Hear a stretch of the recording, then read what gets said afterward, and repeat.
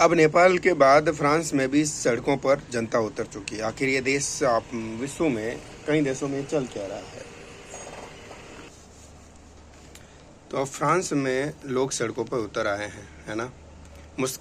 सबसे मुश्किल दौर में मैक्रो है, बजट कटौती पर ये फूटा गुस्सा। ये बात ये है कि ये सरकारें करना क्या चाहती है, सत्ता में बनी रहना चाहती है, आखिर जनता को समझ क्या रखा है।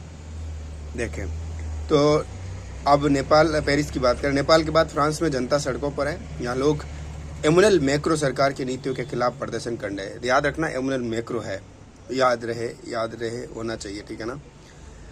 प्रधानमंत्री सेबेस्टियन लेकोर्नो को पदभार सौंप रहे थे। इन विरोध प्रदर्शनों में ने मैक्रो के निजाम के सामने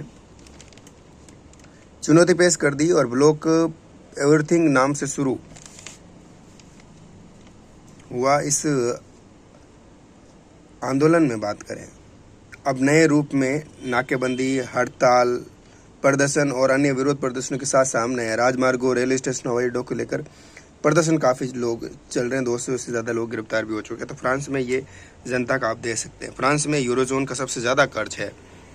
गौरतलब है कि फ्रांस के सार्वजनिक ऋण $3928 बिलियन यानी देश के सकल घरेलू उत्पाद का 114% था।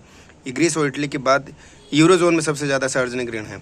ये प्रति फ्रांसीसी पर लगभग $58,522 का कर्ज है। बजट घाटा तमाम कटौती के बाद 5.4% रहने की संभावना। इन चुनौतियों के बीच फ्रांस में 2 साल में 5 प्रधानमंत्रियों का बदले जाना घरेलू अंतर्राष्ट्रीय स्तर पर मैक्रो के साथ घटा रहा।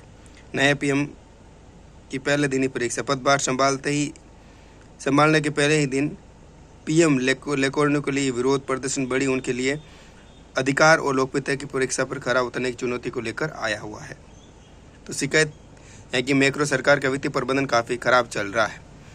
निवर्तमान पीएम फ्रांसवा बाउरो ने 2026 के फ्रांसीसी बजट में 43.8 बिलियन यूरो की कटौती का प्रस्ताव किया था, जिससे ब्लॉक एवरीथिंग अभियान ने जोर पकड़ने पर शुरू कर दिया। तो यह था, तो फ्रांस में भी जनता सड़कों पर उतर आई है नेपाल के बाद।